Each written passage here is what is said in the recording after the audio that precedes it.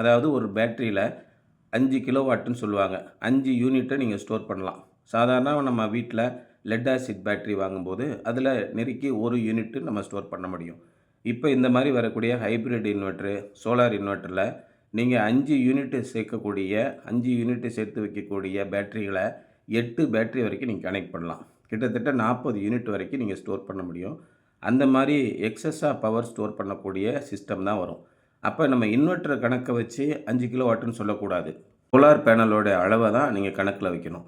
இதுதான் ரொம்ப முக்கியமான விஷயம். அதனால் 5 கிலோவாட்டு சோலார் சிஸ்டம் அப்படின்னா 5000 வாட்ஸ் சோலார் பேனல் இருக்கணும். அதில் நீங்கள் எவ்வளவு உங்களுக்கு பேக்கப் தேவையோ அதுக்கு தகுந்த அளவில் நீங்கள் பேட்டரியை கனெக்ட் பண்ணலாம்.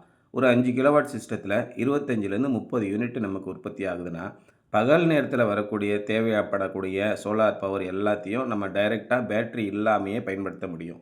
இதுவே நம்ம சாயங்காலம் ஒரு 4:30 மணியில இருந்து அடுத்த நாள் காலையில் ஒரு 7 மணி வரைக்கும் நம்ம பயன்படுத்தக்கூடிய மின்சாரத்தை நீங்கள் பேட்டரியில் ஸ்டோர் பண்ணி பயன்படுத்தலாம். இதை கமர்ஷியலில் பயன்படுத்தும்போது உங்களுக்கு பலவிதமான நன்மைகள் உண்டு. கமர்ஷியலில் பயன்படுத்தும்போது உங்களுக்கு ஃபிக்ஸட் சார்ஜ் அப்படின்னு ஒன்று உண்டு.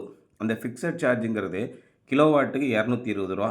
10 கிலோவாட் நீங்கள் வாங்கியிருக்கீங்கன்னா ஒரு பில்லுக்கு ரூ. 2200 ஃபிக்ஸட் சார்ஜ் கட்டணும். அதோட நீங்கள் ஆன் கிரிட் சிஸ்டம் போட்டிங்கன்னா கமர்ஷியல் செக்மெண்ட்டுக்கு ரொம்ப ஃபெயிலியர்.